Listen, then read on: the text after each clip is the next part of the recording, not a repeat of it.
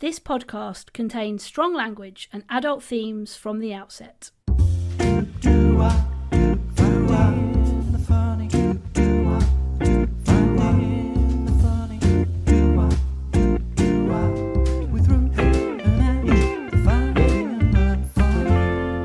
This week, we are absolutely delighted to welcome a British pop icon onto Finding the Funny. This lad from Stoke rocked up to an open audition for a new boy band, and the rest is history. He saw ever-growing success between the 90s, 1990 to 95, to be precise, in the boy band that we loved in our household called Take That. They were a new era of boy bands. From hits like Never Forget through to the track he took lead vocals on called Everything Changes, Take That were adored by millions worldwide. Their success grew and grew. In 95, this lad from Stoke chose to leave boy band life behind and go it solo.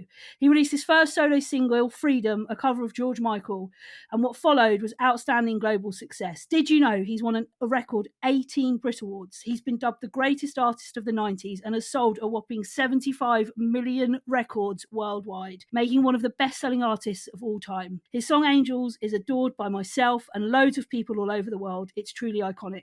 Life hasn't been plain sailing though, and this guest has been honest about his struggles with mental health and addiction. He's currently on a new European tour, which, having seen it, I can say is absolutely outstanding. We are totally amazed that he's agreed to come on and chat to us, so please give it up for the iconic, the amazing, the super talented Mr. Robert Williams. Woo! I think that's the longest intro we've ever had. Yeah, what an intro that is. What a life you've had. Far be it from me to correct such a wonderful intro, but no. I feel, I do have to say, because of the ego and the self-loathing will not allow me to remain erroneous. Okay. Oh, no. But it's 86 million albums and over 100 million records. Pats, you have fucked that right up. Not. I mean, like, is there a difference between 70 million records and 100 million not records? Really. Is it not really? Not really. No. Where is it that it starts to like meet? Is it like after 5 million, so. 1 million? I think then they just roll into one, really, don't they? 20,000. I mean, basically, what we're saying here, Rob, is that Patty just fucked that. And also, I call her Patty. Yeah. I don't know if you're aware of that. Ange right, okay. Patty, yeah. No, she didn't fuck it at all. It's quite astounding. It is. Reliving my. And I always think that my lead vocal on "Could It Be Magic" was better than "Everything Changes." Oh, that is a classic, isn't it? Yeah, and I'm always embarrassed that "Freedom" was my first single because. Oh yeah. Yeah, I made a big stink about wanting to go and write my own songs, and then the first thing that I did was release a cover. It still pains irks you, me, doesn't it, that, Rob? Yeah, I mean, it's not painful as it was, but it's irksome on a level of irk. I think it's a 4.5. Right. Is that out of 10? Is that what you do your irks out of 10? Yeah. 4.5 irks out of 10. Yeah, 4.5 irks out of 10. Yeah, I think that it used to be an 8.5. Oh, so it's gone down. It's halved.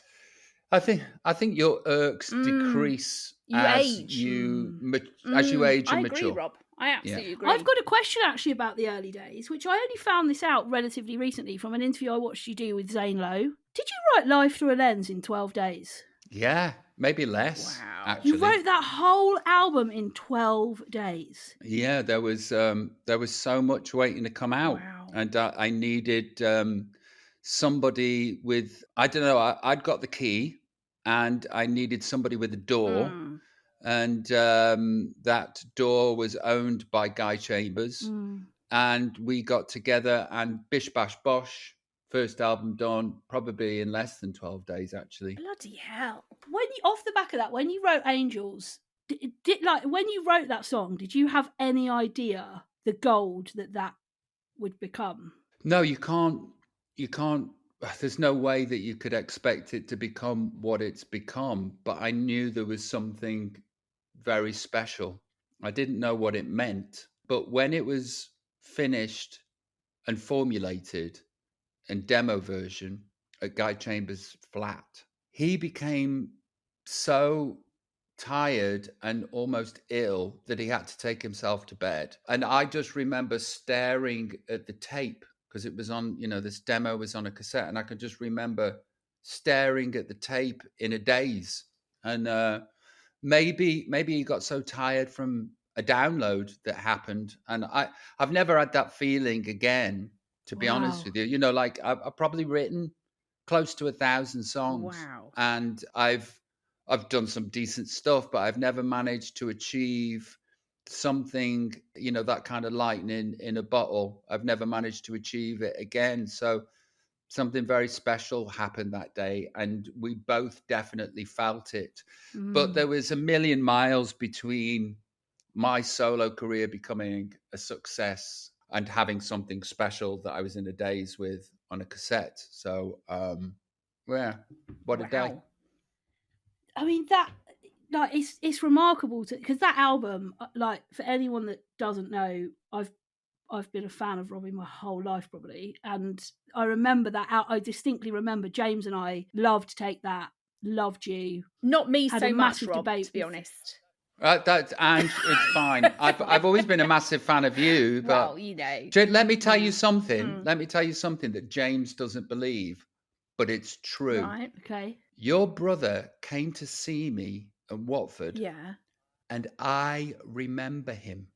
Watford Coliseum. I remember him going to that gig. I remember him from the gig, and I tell you for why. So, as being in Take That, we were doing arenas, and it was 12,000 screaming girls. Yes. Not one fella's face in the place, And I remember being at Watford Coliseum and seeing my first boy or man in the audience. Wow. And I thought he was there to take the piss. Right? And I can remember this clear as day. I locked eyes on your brother. This is years before I knew him. I locked eyes on your brother, and your brother looked up at me and he went like that, and he winked. As you do. And I thought, you bastard, you've paid money to come here and mock me. When actually, genuinely, he was like just completely and utterly in love with you. Super fan. Yeah, I mean, that's the thinking. Listen, let's not meander into a very serious conversation after I say this, but thinking that everybody hates me has been something that has been with me for a long, long time. I'm releasing that more and more at the tender age of 48. But it was very palpable in that moment with your brother. How mental is that? That is so crazy.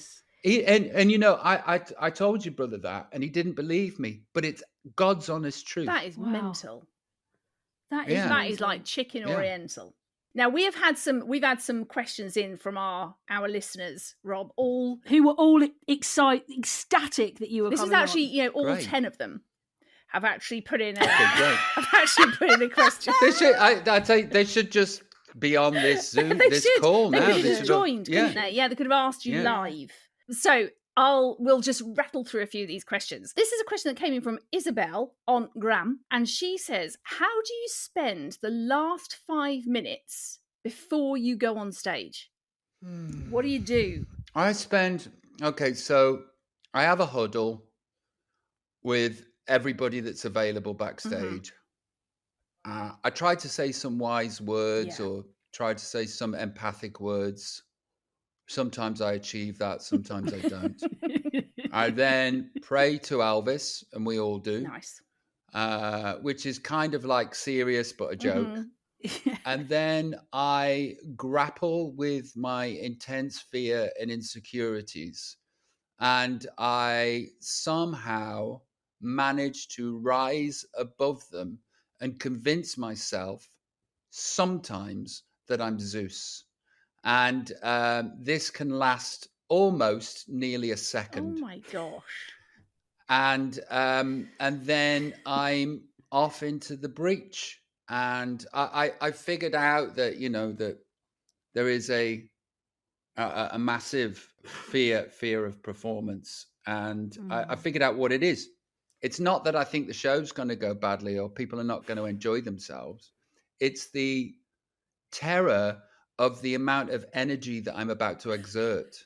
Really? Wow. You know, that's Wow. I figured it out. That's what it is. It's like, you know, it's what I need to do is to be as fit as somebody that takes part in a decathlon.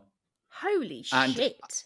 I never am, and I never will be, but I know what I'm expecting myself and my body to do.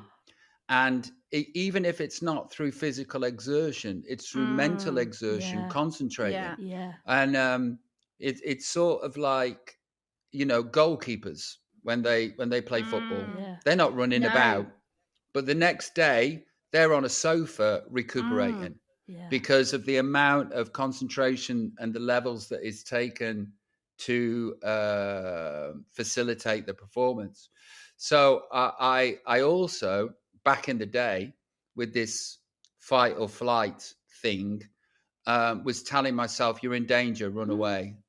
You're going to die, so run off. Oh my gosh. And through yeah, I mean, that's not consciously what the words say. It's just a feeling in your body. Yeah. And then what happens after a matter of time, you realize that you've heard yourself say that before and it didn't happen. And you understand, well, I do, that I'm more courageous than I am fearful. And I think as humans, we all are. I think we're all more courageous than we give ourselves credit for. And we don't know that because the fight or flight feeling is so palpable and strong, you know, that we tend to believe our emotions. Have you always felt that, Rob? Have you always had that, like, fight or flight, like fear of that going out on stage and actually, do you know what, I just need to get away. Has that always been how you have been before you perform? Yeah, Really? I played the Artful Dodger when I was 12, 13 in a local play, and definitely like the role of a lifetime, perfect for me. And subsequently playing this role, I got a standing ovation, and it was the first time that I went, oh, I can do a something. I'm worthy of applause. Wow. Let's see where this takes us. But I very much remember standing in the wings, being overwhelmed with paralyzing fear. Really?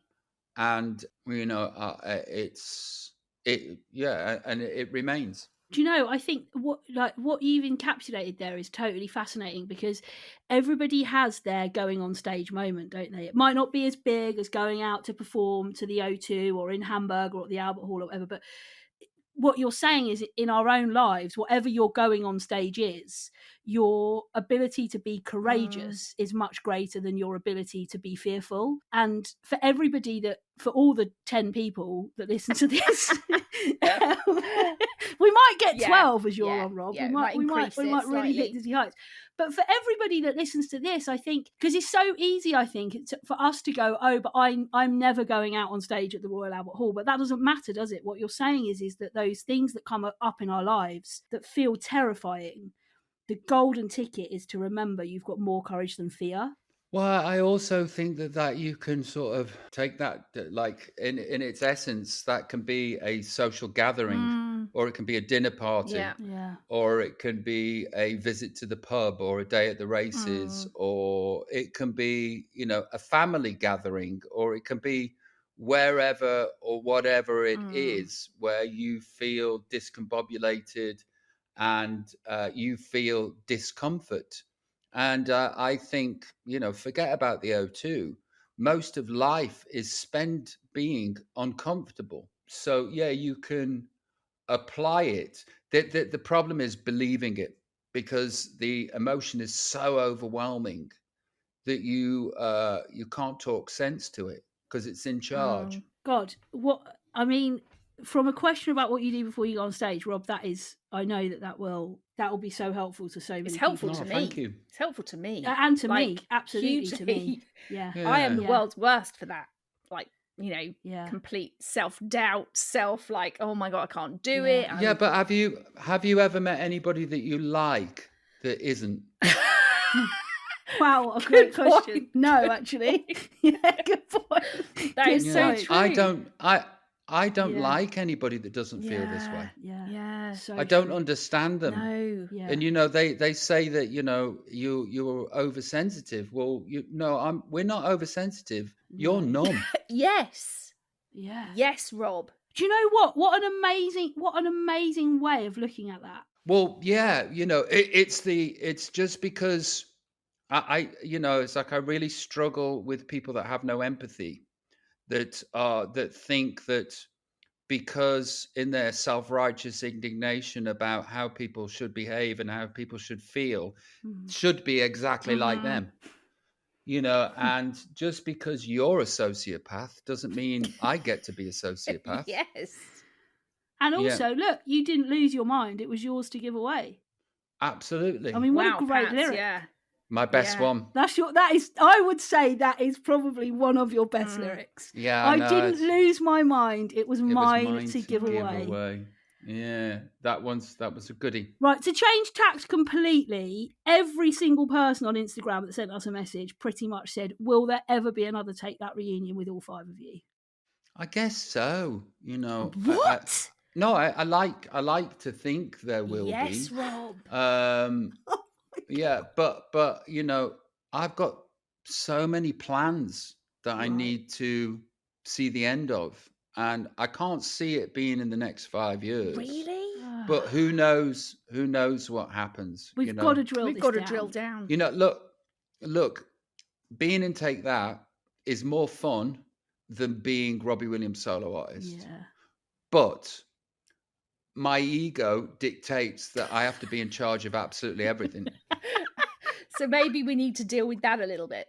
Yeah, I also, having 4 children has made me sharpen my concentration in other venues and other areas of creativity and business. My lineage is cannon fodder during wars. And my lineage is people that dug canals and trod bogs for people over them. My grandma's school report that I've got framed says will work well for the people over her.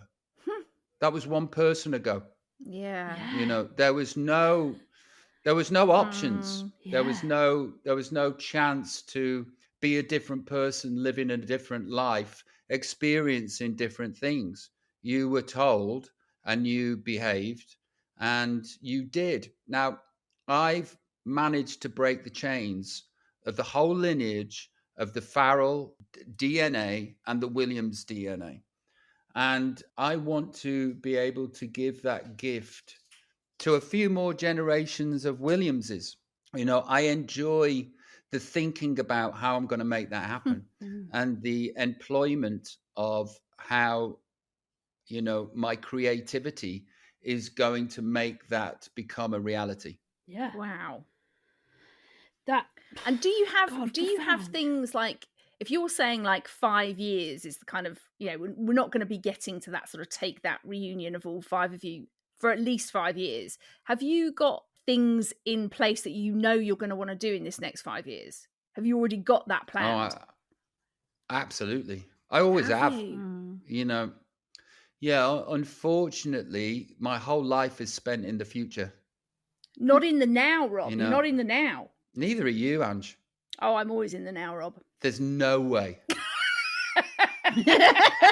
There is no way anybody on this call is in the now. I am now because I actually put a bit of red lippy on for you. Oh, right. Oh, okay. So, I was like, do you know what? I'm going to embrace. Usually I look like dog shit when I come on these things. Well, you look very beautiful. You're very pretty. I look slightly less dog shit. Before we move on from Ange, Rob, I want to ask you a question about Ange. Who do you think? So obviously my favourite member of Take That was you, and you know that that's true. That isn't me just blowing smoke up your ass. I adored you my whole life. Jason Orange. No. Gary Barlow. No. Mark Owen. No. Howard Donald. And was Howard obsessed was my man. with Howard Donald. I had pictures of Howard on my bedroom wall. Well, I do have to say that if I was a lady, then I would probably be obsessed with Jason or Howard. I mean, Howard. Yeah. Not, I mean, he's just that body, man. Chiseled. Oh, good Lord. The hair, the two-souled hair, the sweat. Absolutely chiseled. And the jawline and the lithe capabilities and his beautiful way of being when he danced. Right, you need to stop now, Rob, because I'm gonna take myself somewhere else in a minute. Yeah, no, I totally get it. Howard was my man. And there's, I understand that. There is a huge animal magnetism that Jason Orange has. Really? Jason Orange has. Oh, Is yeah. there? Unbelievable. It's like he's doing some voodoo shit. And you're like, stop it.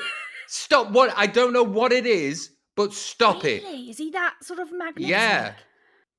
Yeah, because he just does this thing, and you're just like under his spell and under his power. You watch, if you ever meet him, it's palpable. It's very. I think, Rob, we probably need to make this happen. I think we need to make this happen, that we can kind of feel the magnetic pull. You and me both. It's like I would love a chance to experience that again with Jason. We had a question from Tori on the gram, and this question is really simple. Have you still got the pants? I haven't got them on right now. What pants have you got on now? Let's just have a bit of a pants. Do you know what? They're so fancy. Right, let's see the pants. Holy I mean, do you want to just pull the trousers down a little bit more, Rob? Is your favourite film Magic Mike? Might be. Yes. Yeah. Who doesn't love a bit of Channing? So I have celebrity dreams every night, right? Every night without fail. Yeah. I dream of celebrities. And the other night I had a dream that I met Jack Grealish, and above his jeans he was wearing these underpants, the same ones that I've got on. And I wanted to show him that we both wear the same underpants. But I looked and I'd got my cheap ones on from Marks and Spencer's. And you're like, shit. True story, true dream. Jack, Have you still got them though? Have you still got the pants? I don't know if I've got the pants, but whatever you need to help yourself get through public speaking and public performance, I'll take. Sure. And I have a plethora of tiger pants that are backstage that help me to, get into battle. It's my armor. I'll never forget watching that video for the first time and just being totally mesmerized. Like, I watched it so many times, and I just remember thinking, do you know what? I watched that video and I said to myself, one day I'm going to meet him. Wow. Manifestations. Manifest. You put that out into the universe, Pats, and look what's happened. Yeah. That's it. Okay, right. One last question for Rob here. This came through from Mel on the gram. What's your favourite story that you've heard about yourself that definitely isn't true? What's my favourite? Oh, yeah, I thought, because what is my favourite story? Oh, yeah, I know what it is. So Robbie Williams was in a bar fight in either Saint-Tropez or Monaco, right?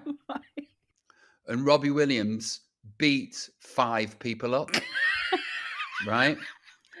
Now, as it happens, the only thing that was remotely Robbie Williams was a man who had a car with a number plate that said Robbie on it.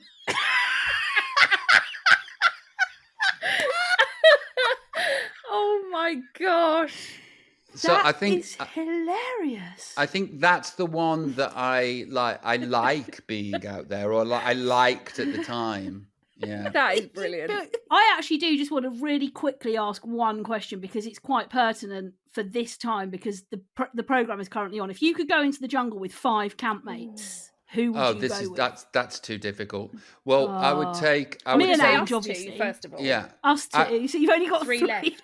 Okay. No. Well, I'd take Ant and Dec. Great. Yes. Yeah. I would take Paddy McGuinness. Nice. John Bishop. Yeah. And David Seaman. David Seaman. Wow, that's a Yeah. random. What a David lineup. Seaman. Yeah. No. Because So you can play football and shit. No. The best bits of Soccer Aid are the Bally laughter that has happened, and the Bally laughter has been elicited by John Bishop and Paddy McGuinness. Oh, that's cool. The kindest man and the person that you feel the safest with is Dave Seaman. Oh, that's so lovely. And he's like the most capable person, or you feel like he's the most capable person because he's the most relaxed. So yeah, I would go with people that make me laugh and people I feel safe That's with. a very good 5 you've picked there, Rob. Very good. Thank you. Now, Rob, we have a segment on this show called What's Getting on My Shitting Tits, where we essentially rant about something that annoys us. And we would love you to tell us what is currently or historically has been or is getting on your shitting tits. This is quite specific and it's quite niche. Okay. And I've noticed that I become unnaturally angry and it's outside of my normal character. And it's weird, but things in the middle of tables piss me off.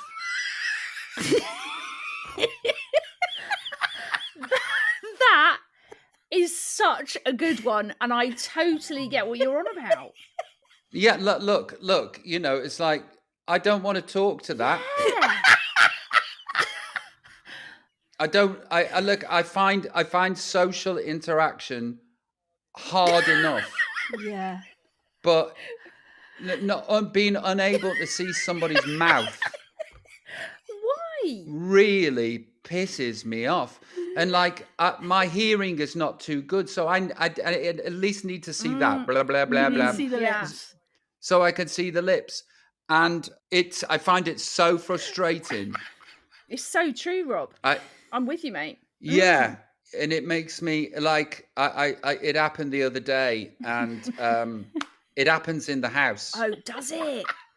Yeah, it happens in my house. Oh God, no! You need to stop that. There was a Halloween. There was some Halloween decorations, and we've got a round table in the kitchen, and there was this Halloween decoration. It's like, this is all I could see of my wife, and this is all I could see of my 10-year-old Teddy, and this is all I could see of the 2-year-old, and like.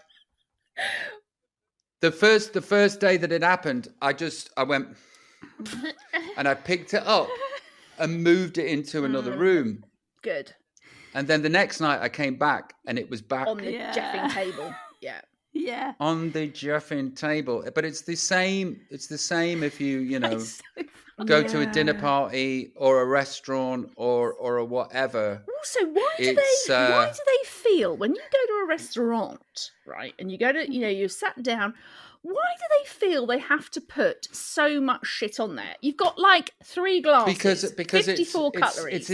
It's interior design gone mad, and it's a preference for aesthetics over functionality. Yes, and I'm all above the functionality. Like, my wife is in charge of the interiors of the house, Right. and a lot of our furniture looks absolutely amazing. Is it comfortable? Is it fuck? That annoys me too. That annoys me. It's just like, I want to sit in a cloud. Yeah. I want to sit in a cloud. I don't care if it comes from IKEA. I don't care if it comes from China. Yeah. I don't care if it's a lazy boy. I just want to sit in the cloud and watch TV. Yeah. I don't want to sit on some Swedish thing doing this. You don't want to be upright, do you? You want to be relaxed. No. Yeah. No. You know, want and to be also relaxed. if I'm lying back on something, I don't want my legs to be right up above your head. like this is how much leg space my thing has got, and it's like, what am I going to do with these? There's at least 2 stone that's unmanageable. Yeah. Do you know what also? On this furniture. You've got to keep your legs above your head, and that's not comfortable. Is Also, it? on the No, I feel the same sort of level of annoyed about the things in the middle of tables as I do with the furniture in our house. also just on And the she keeps doing it. on the furniture front, cushions. They get on my tits. Oh god, Too many. Too many. Cushioning fucking everything. Cushions on your sofa, cushions on your bed. And also a majority of them are complete shit. Yeah, Complete shit. Like the one that you do this with, put your head on. rubbish. Yeah. Rubbish. And You have to fold. Yeah, those ones that are so thin, you've got to fold it over a million times. yeah, and Cushions have gone mad. Yeah, You're right cushions. there. Cushions have gone mad. Cushions have gone mad. Throws. And it's People are throwing I think everything. it's this. I think it's the same people that are in charge with decorations in the middle of the tables that are in charge of the pillars. They're all in the same group of dicks. Yeah. Group of dicks. Let's call them. High fiving themselves Woo! at secret meetings. Yeah, look at that table. Woo! Yeah, fuck off. Yeah, we're all telling them to fuck off secretly under our breath. That is both That of is those so funny, Rob. Exquisite things in the middle of the table when you can't see the person opposite you. That is annoying. It really is. Yeah, that's a good shitting tits. That I can't believe you. As soon as you said it, I was like, "That is freaking great." That I'm annoyed that I am. Now look, Rob, we won't keep you much longer because we know that you're about to play tonight. Where are you? Hamburg. I'm not about to play. You've got me for as long as you want. We were like thinking we don't want to, we don't want to like keep him. No, so you're not on tonight. Where do you go next? No, please impose because I'm enjoying myself. Yes, we are too. Where do you go next after Hamburg? I did this show the other night and it was unbelievable. There's this building in Hamburg that they've spent €1 billion on. Whoa. And I played a gig and the gig had an 80-piece orchestra. And I did it in this venue with the best acoustics in the world. Not that it matters because I had my in-ears in, so I only hear what I hear. It's like everybody the day before I was doing like 10 interviews to 15 interviews. It's got the best acoustics in the world. I don't give a shit. I don't care. But apparently it had. But it was live streamed on Deutsche Telekom's Magenta TV and to Germany and Australia and Switzerland and blah blah blah blah blah. And I got to do the gig of my lifetime because I managed to do basically I only did 17 songs, but I would say 20 to 25 minutes worth of talking. Wow. And it was, I would say 80% of it was all off the cuff.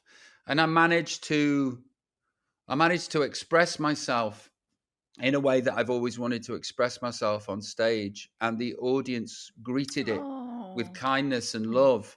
And that mixed with the incredible talent that was sat behind me, facilitating, I say facilitating a lot, I know, but like making my songs sound so angelic. It was so special. That is so do you think that's the most special gig you've ever played, Rob?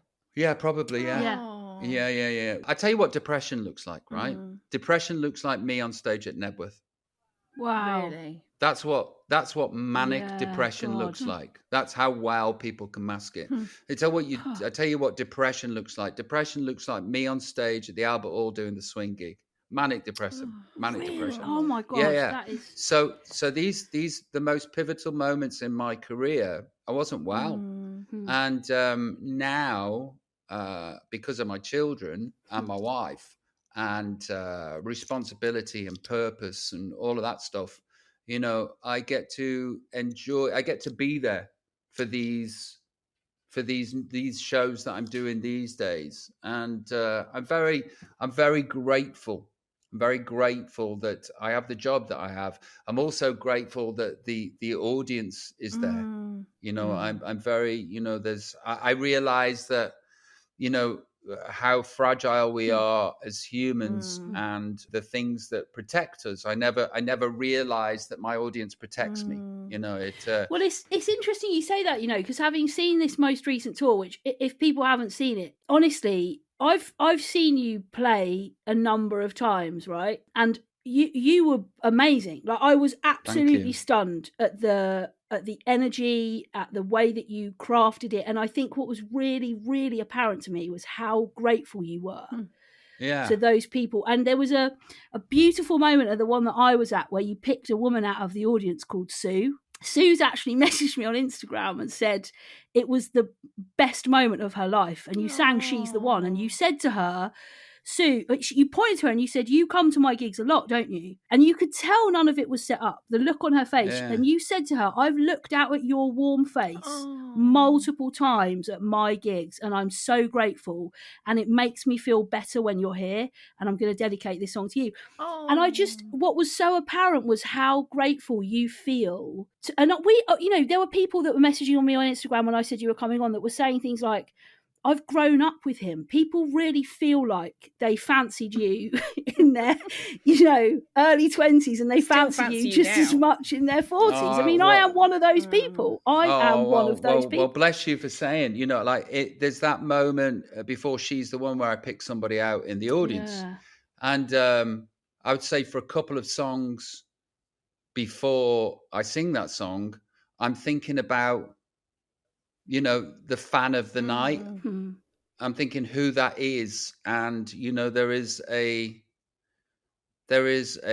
huge safety when you're on stage and you're sort of scanning the audience and you're doing your performance and you're entertaining and you just sort of catch the eye of somebody that's actually in the moment beaming such love and admiration and enjoyment that it also protects you while you're on stage. And in those moments, I'm like, that's her or that's him. You know, it's like, oh, whoever that person is, they need to be told. Because it's a new thing as well with this tour, where I'm actually actively looking for the best audience member of the night. Oh, that's so lovely. You know, yeah, it is. And I suppose, does it make it feel far more personal and intimate because you are kind of really looking at people and No, I tell you what it is, because I didn't respect me or have any self-worth.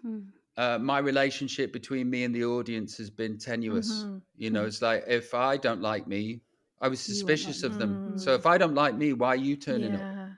And you know, I think that COVID and that break has given me a different understanding of what and who they are, what they've done for me, and the protection that they have given me. Choking up. Oh, Rob.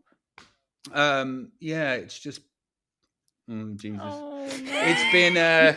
It's been you know, I tell you that the thing that I hate when I'm on stage is the feeling that it won't sound authentic or sincere, because for whatever reason, for being tired, I'm not in that moment, and my emotions aren't matching my words. I love it when I get to say what I mean, but it also matches my emotion inside. And because, you know, I dislike people talking about their fans, my fans. You know, I'd like to thank the fans. I always feel as though it sounds disingenuous and insincere. And I also have noticed, especially on this tour, I come off stage, I'm so overwhelmed with how I've been greeted. Oh, Jesus, I'm going again. Oh, Rob. Sorry. This is the moment when One second. wish we were actually in a room and I could give you a big hug. Hold on. So, yeah, and I realized that I'm putting up Instagram posts and it's picture of the evening and it says, I love you.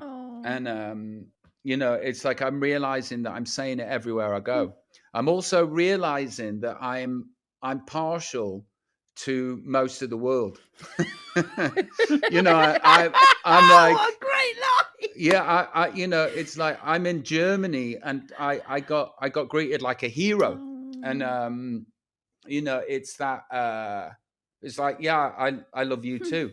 Same in Australia, same in Austria, same in Glasgow, same in Ireland, same like everywhere I go. And it's like I'm you know, and it's that, you know, that disingenuous stuff that it seems like you guys are the best, you rock, you know. Yeah. It's like I don't want it to feel that No. way, you know, because that's not what it is. I'm a different person in a different place. And yeah, I'm very grateful.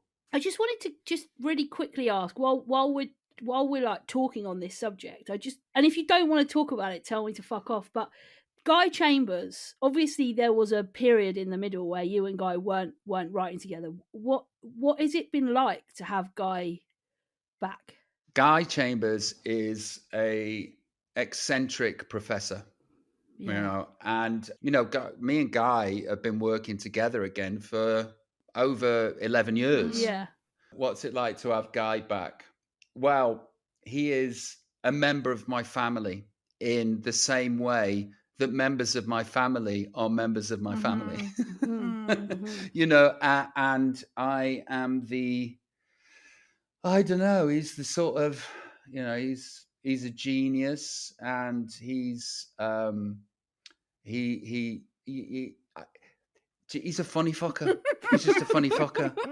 You can't beat a funny fucker. It's like, no, you can't. You know, it's like the reason why I'm not wired up right is a different reason why he's not wired up right. Wow. But he has no clue that he's not wired up right.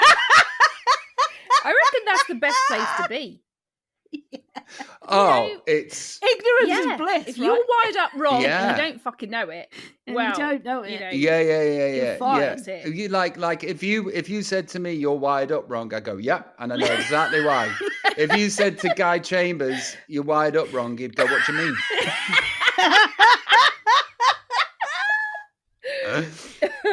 One thing I was just going to ask, Rob, because you sort of touched on it a few conversations ago, was just around your kind of mental health and how you've obviously had kind of real times of real shit, basically. Can I just tell you something? What? So my hair's getting thin, right? Yeah. And I've been spraying this stuff into my head, and it's supposed to regrow and your hair. Right. So, and as you can tell, I'm an emotional person, and there's like I went back into a deep depression, right? Did you? 10 days of deep depression, and I'm like, what like it felt like the 90s. I'm like, what the hell is going on? And I did this gig second night at the Albert Hall, where I could not control how emotional I was. No. And I just started to sob, and I was just like, oh, listen, you know, it was genuine, but it went down so well because, you know, that kind of vulnerability, in front of people, you know, it's like, it's not a manipulation. It's just like, I was sobbing. Wow, people are responding to this. What I didn't realize, the thing that I'd been spraying into my head before the show was actually the thing that was making me depressed. No. So I was vulnerable, but like maybe I wouldn't have cried that much on stage if I had been spraying myself with depression. A can of depression. So a can of depression. Have you got any more of that depression spray? It's really working for the crowds. It's really, They're loving it. They're loving it. Yeah. It's like the actor's equivalent of the Onion for when they need to cry. That is very good. How do you manage it now? that was kind of like, you know, what do you do, or how do you manage that part of your life that has obviously been very difficult at times? Well, you know, I'm not depressed anymore. But I take medication to not be depressed, so I'm not. Yeah. But also, there has been times in my life where I've been on that medication and I've still been a basket case. I say in the show, the thing that I was running away from, I should have been running towards, which is responsibility, and I should have been running towards my Ida and getting married quicker, having children quicker. That's because of the purpose that they've given me and the way that the universe has worked for me is that I didn't have, like my purpose was fulfilling my, I'll say this, it's a negative, but I'm sure there's better words, my selfish needs, my needs to be, to find some self-worth in performance. Now, if I'd have been good at maths, I'd have been a mathematician. That's where I would have got my self-worth from. The thing that I'm good at is showing off. So, my performance is there. But in and of itself, fame, success, and money made me the opposite of happy. And that's quite a stark place and a very uncomfortable realization that you get to the top of the mountain and actually I was worse than I was in the first place. It's not until the kids arrived and, 17 years of being with my missus that I realize my purpose on the planet. And it makes everything make sense. Yeah, I would say definitely in the last 5 or 6 years, my life has been tremendously different than what it was before when, you're not allowed to say in my profession work or job because there's people that go to work and they have a job and they look at what I do and they go, that isn't it. But I have to for my sanity. It's like I don't have the luxury of being able to look at what I do as a gift because I know it hasn't been. But, so daddy goes to work. And because I know that and understand that, that's made a huge difference to my well-being. And it's interesting because I think probably this tour, when I watched it, I think that comes across. I think you saying manic depression is Nebworth and what manic depression looks like is me doing the swing stuff at the Albert Hall. I don't think I've ever, you have clearly defined your life before and after, haven't you? That's what you're saying. You're saying this was me before, and then there was a stake put in the ground and my life changed and the universe gave me what I needed, and this is my life after. And actually you've been able to say I have my life with my family and I go to work and I do a job, and you count yourself, I'm sure, incredibly fortunate to do the job that you do, but it is your job and it's a hard job. And whether or not anybody else is saying halfway down the road, well, he doesn't work as hard as I do, is irrelevant because it's your job and you work really hard at it. So I think that's probably what was apparent when I watched you recently at the O2, that your contentment is greater now than probably it's ever been. Well, to love and appreciate the job that I've got. Yeah.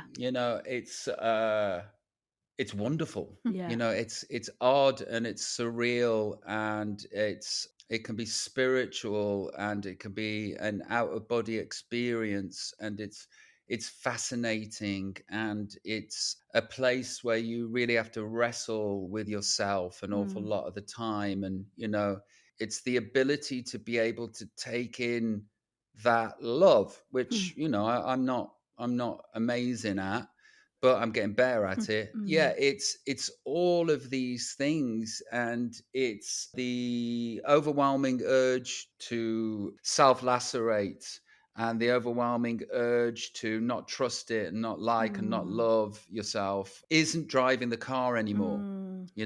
It's in the back seat, it's still in the car, but there's somebody else in charge of the wheel now. And there has been, I'm on my way to being the kind of performer that I've always dreamt that I could be and hope to be. That's pretty amazing. Just quickly on the medication thing, I think I'm so pleased you raised that, because I think there is still, even today, such a stigma around people who go, for my emotional and my mental well-being, do you know what, I have to take tablets. And it's so interesting, isn't it? Because if you had a heart defect or you went to the doctors and they said, Rob, you've got serious tonsillitis, blast it with these tablets, you'd go, of course, Mr. GP, I'll do whatever you tell me. But when people say, I feel like I've got to take medication to keep myself balanced, there is still a scoffing, I think. So how do you feel your medication has helped you? Well, look, I can only talk from me in this person. Absolutely. I'm not recommending anybody to do what I do. Yeah. It's what has worked for me. But also, I'm the kind of person that wants to take shortcuts. So, I've got how honest. I've got many ways of viewing this dichotomy. Because for me, I feel like this works. Yeah. And I've been on them a long time. And if I'm missing something, I don't know what it is. If I'm missing a feeling or extra bandwidth, I think that it's very dangerous to try and persuade somebody to not. It's like the best thing to do, if in doubt, is put the speed bumps outside of the school. Yeah. It's like, I'm just putting the speed bumps in. Yeah. But once again, I'll reiterate, I wouldn't recommend anybody do what I do. I'm just saying, this works for me, but it is kind of it still is. I feel like when I bring it up publicly that I'm not 100% comfortable talking about it, but I will, and I do, and I feel as though I must for me, nobody else. Yeah. I don't know. It's I think the true path to happiness is, or contentment, or to just not be suicidal, I suppose, is meditation, breath work, healthy eating, and exercise. But I always remember being told this, and I always remember thinking, I can't get out of fucking bed. And now you want me to do all this shit? Yeah, it's like, the amount of anything that I'm doing today is stopping after I've opened my eyes. After I've opened my eyes, that's enough humaning for me. So I don't know how you become somebody that has the energy and the wherewithal and the discipline to rise yourself to a place where you can do breathwork, meditation, exercise. When, I don't know.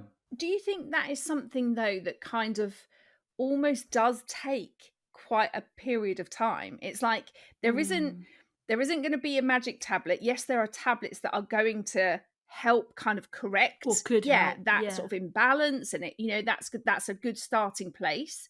But then there are actually lots of other things you can gradually put into your life that help that. Look,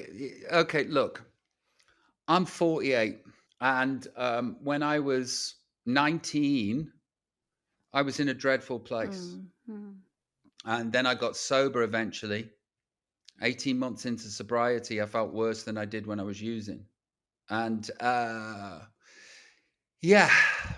way I look at it now is, I haven't got the fucking time. I haven't, I'm 48. What do I get? If I'm really lucky, 23, 24 great years. Yeah. I walked through the horizon. I got to that place where when I'm da-da-da, I will be da-da-da. Well, I wasn't da-da-da. I haven't got the fucking time to trust the process. Yeah. Yeah. It's interesting, isn't it? Because I think mental health is such a... We often, when we talk about mental health, talk about negative mental health, don't we? But actually what you're saying now is, I feel like my mental health is good because I need it to be, because I haven't got time to trust that process anymore. And I think it's really interesting that 18 months after you got sober, you felt worse than you did. My husband is an ex-drug addict, did NA, has been clean for 6 years. And I think I noticed that in him too, because I think for the first time in your life, you're starting to deal with those feelings that drugs and alcohol numbed, right? And that's what a lot of users talk about. They couldn't sit with real life. They couldn't sit with what had happened to them or things that had gone on in their life. They couldn't sit with it. And that was Matthew. He couldn't sit with real life. And the amount of NA meetings I sat in where people said, I couldn't do life. So I took this stuff and it numbed those feelings and it got me through and it kept me going.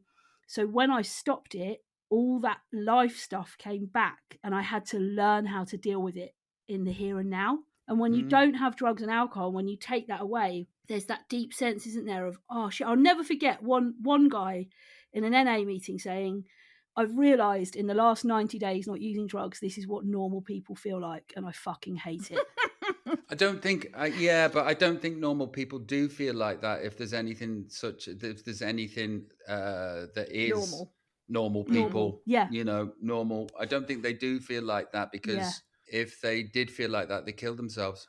God, and it's not just the inability to deal with life on life's terms. It's something's happened in your chemistry due to DNA, due to childhood trauma, due to genetics, that's made you what you are, and you are vulnerable to your own wiring. It's not a deficiency. You're not deficient as a person against the world. Your inner workings make it impossible. Like I've noticed that is so profound. I've noticed that, I haven't had a drink for 22 years. I haven't had cocaine for nearly a couple of decades. Wow. I haven't had, anything bad really for a long, long time. I've noticed the one thing that I cannot, and I really struggle with it, is sugar. Really? Sugar has been the most powerful drug in my life and was the first drug that I abused. And I find that fascinating in itself. That there is something, but mind you, I suppose it's understandable, because when I drink, bad things happen, and I'm gonna die. When I take cocaine, I come off cocaine and I visit hell. I don't want to be in hell. If you eat a donut, you go to bed. Perfect. Do you know what I mean? Perfect. So how are you, it's like, I won't lose my wife and family because I had a pack of kettle chips. And they're amazing. Yeah, they're amazing, but thereby is the tail. The tail is, it has to be death or donuts. Take the donuts. Take the donuts. I think we should call this episode "Death or Donuts" with Death Robbie or Williams. Donuts. Yeah. Can I just do one thing before we go, Rob? I don't know if you're aware, we do a little segment on our podcast called Urban Dictionary. I do a little jingle, do a little sing song. Anyway, what we do sometimes when we have guests on is I don't know if you've ever done this. You can Urban Dictionary your name. Your own Did name. you know this? Oh, right. okay. So I thought, no. Let's Urban Dictionary Rob. Now, what you get is not the full name. Robbie. No. Robbie. Just Robbie. Not even that. This is an Urban Dictionary of Robbie right now. What happens is you get a good one, you get a few good ones, you get a really lovely and then you get some really whoa. Okay, so I've got you one of both. It might get quite specific to me though. Well, let's just wait and see, Robbie. Okay, so let's go with the good one first. Okay, so this is the top Urban. This is Dictionary. Urban Dictionary for Robbie. Robbie, Okay. A guy everyone is lucky to meet. He is one of a kind and a really great person in every way. He is the most amazing guy on earth. He's a fantastic listener and gives the best advice and motivation, which is we've had that. We've had that. This is because he is so inspiring and has a great heart. He has the best taste in everything from music to style. Look at that style going on. To cars. Look at the pants. He will never fail to make you laugh. When you meet Robbie, your life will change and you will discover your destiny. A day without Robbie simply isn't a day. Something bad's about to happen. Yeah. Something bad's about to Now, happen. the not so good one, This is is actually quite funny. Okay, go. Okay, Robbie. Big dick, and we'll eat you out like an all-you-can-eat Chinese buffet. Fancy Oh an, my God. an all-you-can-eat Chinese buffet? This is a little blurb. Rose, Robbie's dick is massive. I had to use 5 hands to handle it. So, oh my God, I don't so know there we what go. to say. That version of Robbie is big dick and we'll eat you out like an all-you-can-eat Chinese buffet. I think the second Robbie is Robbie Fowler.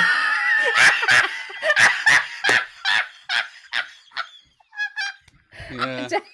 Definitely. The first one is you. Definitely Robbie Fowler. Well. Listen. I tell you a story about A Chinese buffet?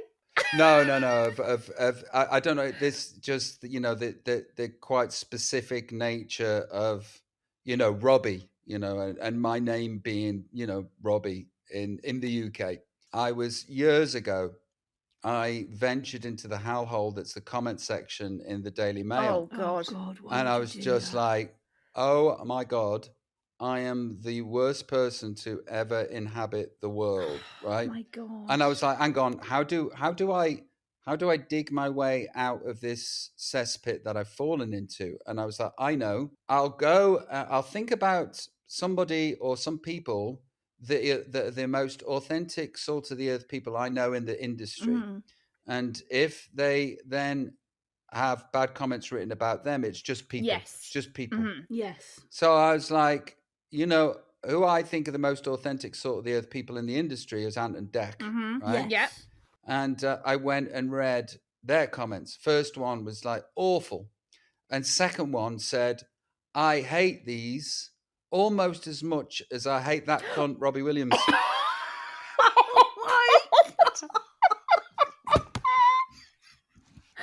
Oh my That is hilarious. I couldn't escape bad comments about me, even under other people's bad comments. Bloody hell. That What a is- shitter. That is a shitter. Hey, listen, I've had a very profound chat with you Oh, tonight. God, Rob. Thank you. And We've just It's- loved it so much. We can't thank you enough for giving up over an hour of your time. Pleasure. Thank you for helping me, very beautiful souls, and you've given a safe space for me to talk what's in my mind and me to find out more about me. And it would seem that there is progress happening, because when you are just with your own thoughts, you don't get to listen so clearly to yourself. But you've asked the right questions for me to go, there's movement. Oh, There's amazing. maturity, and there's some kind of peace. Well, thank you so much, Robbie. I think we both want to say, Ange, to Rob, we have loved having you on. Thank you so much for giving up your time. We know how busy you are, and Yeah, it's been special. I've really enjoyed it. Oh, absolutely loved having you with us. So Thank Thank you you. so much. honestly, you'll never know how much this means to us. So thank Honestly, you very you won't. much. No, Thank you. pleasure. Really do appreciate Absolute it. pleasure. And the 10 people that listen. Well, Appreciate it. there's 11 now. I'll be listening to this one. Oh, yes, we'll have 11.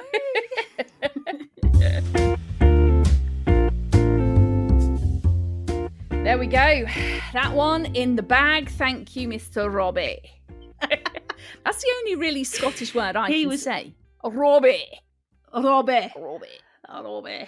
Yeah, well, Yeah. we hope you enjoyed it as Really. much as we did. And thank you. Robbie's told me he is going to listen. Okay. Rob has told me that. So Let's hope he enjoys Rob, it too. again. Then. And then let's hope he becomes a regular listener. Wow. Let's also hope he didn't switch off halfway through and didn't get to this outro. Probably that's what will happen, isn't it? Yeah. Or he'll just skip to all his bits.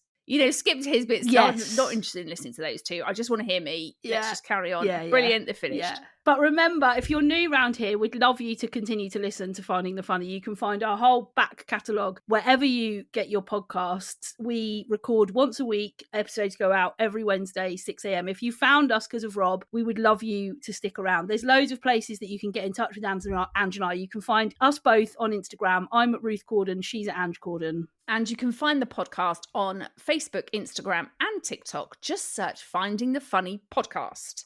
Finally, you can always send us an email. It's findingthefunnypodcast@gmail.com. But what a great episode. And Andrew and I will be back, just us two, with Rossi. Regular episode next week, helping you to find more of the funny.